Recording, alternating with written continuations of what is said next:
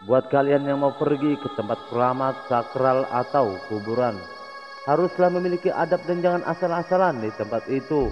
Kalau tidak mau bernasib sama dengan 5 remaja ini. Hello guys, welcome to my channel sahabat Lovers 28. Kali ini saya akan mereview sebuah alur cerita film yang berjudul Alas Pati di tahun 2018. Tanpa berlama-lama langsung saja masuk alur ceritanya.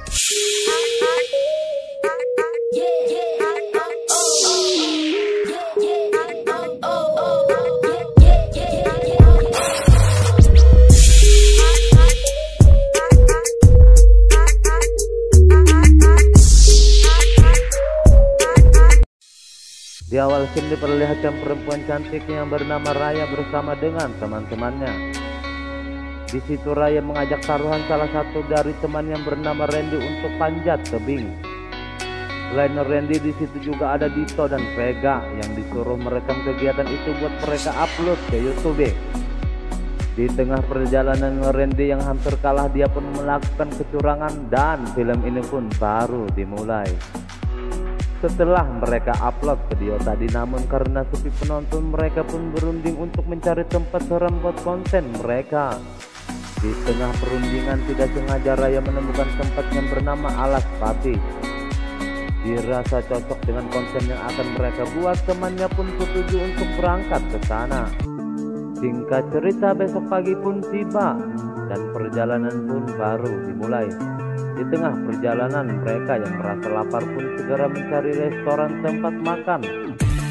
Saat di dalam restoran itu, Dito bertanya kepada ibu-ibu pengantar makanan mereka tentang Alas Pati.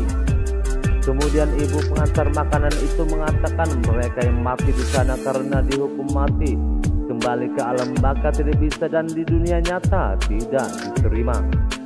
Ibu itu juga mengatakan bahwa ke Alas Pati dari tempat mereka sekarang ini tidak jauh lagi. Sesampainya mereka di sana, mereka pun menggunakan perahu karet karena jalan yang ditempuh tidak bisa menggunakan mobil lagi. Singkat cerita, saat mereka sampai di hutan Alas Pati, mereka pun menyusuri setiap hutan itu dan mencari keberadaan mayat yang tidak dikuburkan itu.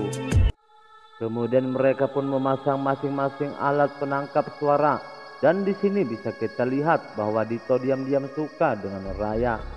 Dilengkapi kamera yang dipegang oleh Randy, perjalanan Alas Pati pun dimulai.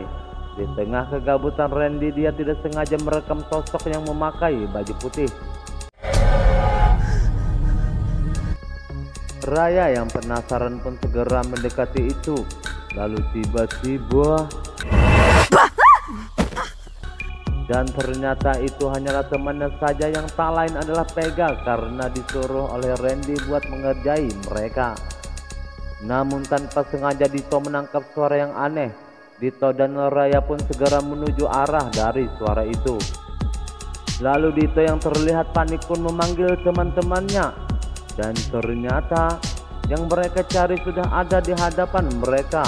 Dan inilah Alas Pati yang sebenarnya. Kemudian seorang yang bernama Jesse mengatakan ke Randy, jangan yang aneh-aneh, soalnya ini kuburan. Tapi Randy yang ingin menarik penonton yang lebih banyak, dia pun selfie dengan mayat-mayat itu. Satu persatu dari mereka menaiki tempat mayat itu. Kini tinggal Jesse seorang yang belum naik.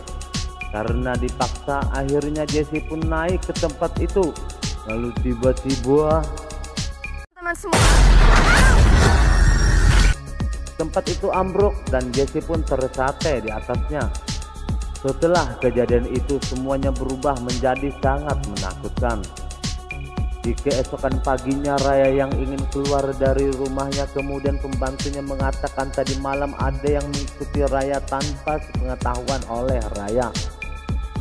Karena memang sejak kematian temannya dan tempat Alas Pati, mereka pun sering mendapatkan teror yang menakutkan. Kemudian saat Raya lagi belajar di kampusnya, dia pun kembali melihat sosok yang menakutkan. Walaupun ternyata itu hanya kang bersih-bersih kaca saja.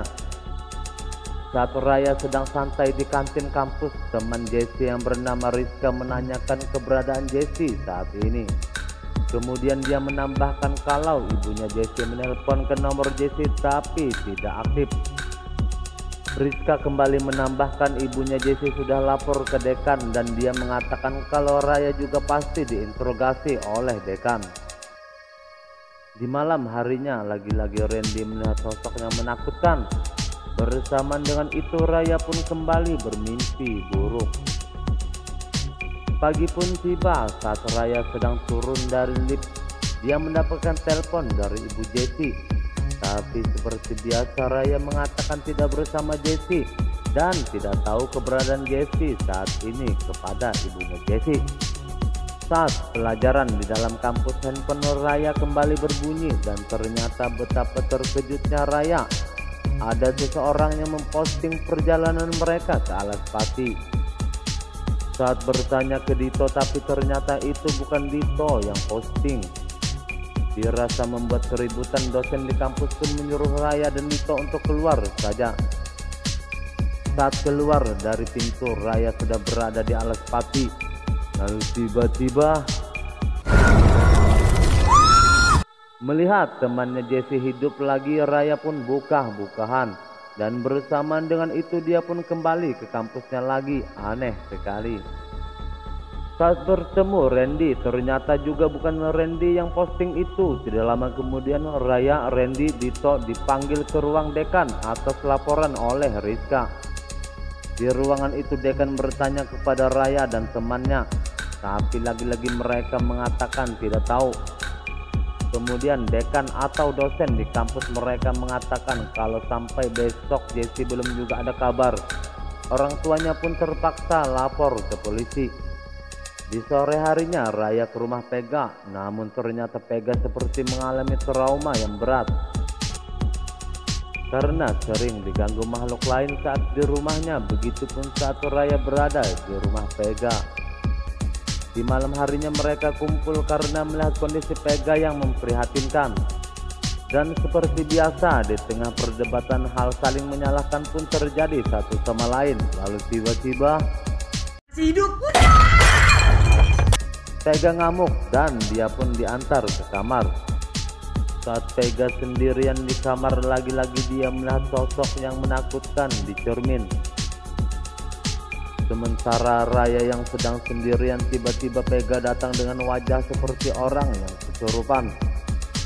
Tapi saat Pega tersadar dari pengaruh jahat itu, dia pun pergi meninggalkan rumah Raya. Sementara di sisi lain Randy lagi-lagi melihat sosok yang menakutkan itu. Kembali ke Pega, ternyata Pega sudah berada di atas bangunan yang tinggi dan dia pun terjun bebas ke bawah.